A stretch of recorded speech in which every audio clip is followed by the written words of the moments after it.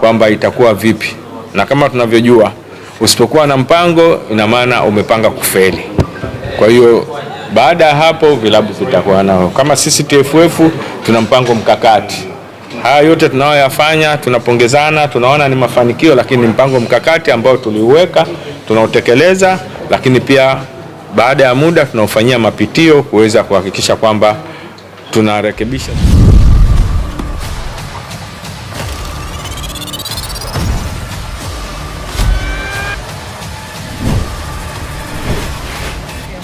Labda nichukue nafasi hii kwanza kumshukuru Mwenyezi Mungu kwamba tumepata nafasi hii, lakini pia tuwashukuru wenzetu wa FIFA kwa hizo nchi 11 ambazo wameamua kufanya haya mafunzo ya professionalism kwenye klabu.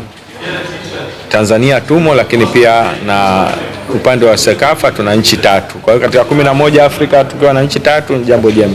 Kama nilivyozungumza mwanzoni, nilikuwa tufanye vilabu vyote vya Kenya, Tanzania, Uganda pamoja, lakini kwa kupunguza gharama pia na ratiba mbalimbali tumeamua tufanye kwa sehemu, kila nchi na sehemu yake. Tunafanya hapa, haya ni mafunzo muhimu sana ya kuhakikisha kwamba klabu zinakuwa katika utaratibu wa kisasa zaidi, lakini wanaenda, tunasema tuko kwenye professionalism. Kwa hiyo tunapewa vile vitu ambavyo vitasababisha sisi tuongeze lile jambo ambalo tunalo mpaka sasa, tunajivunia, tuwe bora zaidi. Kutengeneza mipango mikakati, kuhakikisha kwamba masuala ya governance, lakini usimamizi wa fedha pamoja na mambo ya marketing ambayo ni mambo ya msingi sana kwa ajili ya uendelevu wa vilabu vyetu. Lakini pia kama mlivyosikia kwamba katika vilabu 200 Afrika vinaingia tena kwenye shindano la kutengeneza mpango mkakati mzuri, mpango mkakati ambao utashinda. Viongozi wa klabu hizo ambao zimeshinda 2 watapata mwaliko rasmi kuhudhuria mashindano ya klabu bingwa ya dunia ambayo nadhani yanafanyika Marekani mwakani.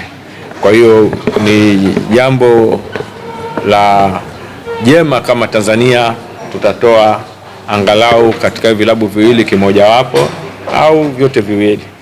Sasa tunaporudi kwenye masuala ya kutengeneza mpango mkakati, haya sio tena mnaweza mkafikiria kwamba labda Simba na Yanga. Hapana. Hapo sasa ni vilabu vyote, ni kukaa, kuandika, kupanga, kutengeneza mipango yao na bajeti zao, zile changamoto tulizozipata, lakini na zile fursa ambazo tuliziona, kuhakikisha kwamba tunaboresha zaidi.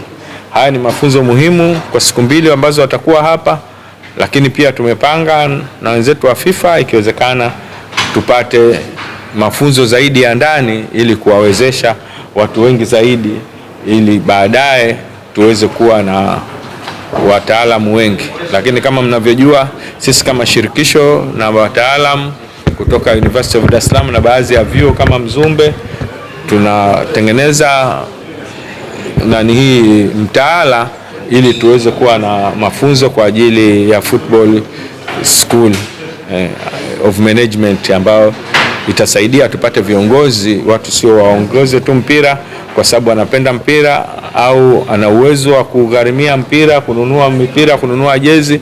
Tunataka viongozi ambao watakuwa na taaluma. Kwa hiyo tunaomba wenzetu waandishi wa habari muwahabarisha wa Tanzania kwamba viongozi wa vilabu vyetu hapa wanapewa mafunzo, ili hata kesho kutwa tunasema kwamba walipewa mafunzo, na hivi haya mafunzo yataenda sambamba pia na utekelezaji wa mambo yaliyoko kwenye club licensing, kuhakikisha kwamba angalau tunaendesha vilabu vyetu kisasa na kuondoa mambo ambayo sio ya msingi kwenye uongozaji wa vilabu vyetu. Mafunzo ya president yamezuia viongozi kwenye timu hizi za Tanzania za ligi kuu. Timu za ligi kuu zote wamekuja, mwenyekiti na masio wako hapa. Kwa hiyo ni watu ambao wanafanya decision making na wako hapa kwa siku 2 hizo, na ni matarajio yetu baada ya siku 2 hizo watatoka wakiwa wapya, wakiwa na mambo ambayo yatakwenda kuboresha uendeshaji wao wa vilabu. Semina hii unahisi unahisi inaongeza nini kwenye ligi? Sijui nikuulize wewe. Tumeshazungumza hapa. Jamani, tukiwa hapa tuwe kidogo kuna maswali mengine jamani, saa nyingine mtu uje sio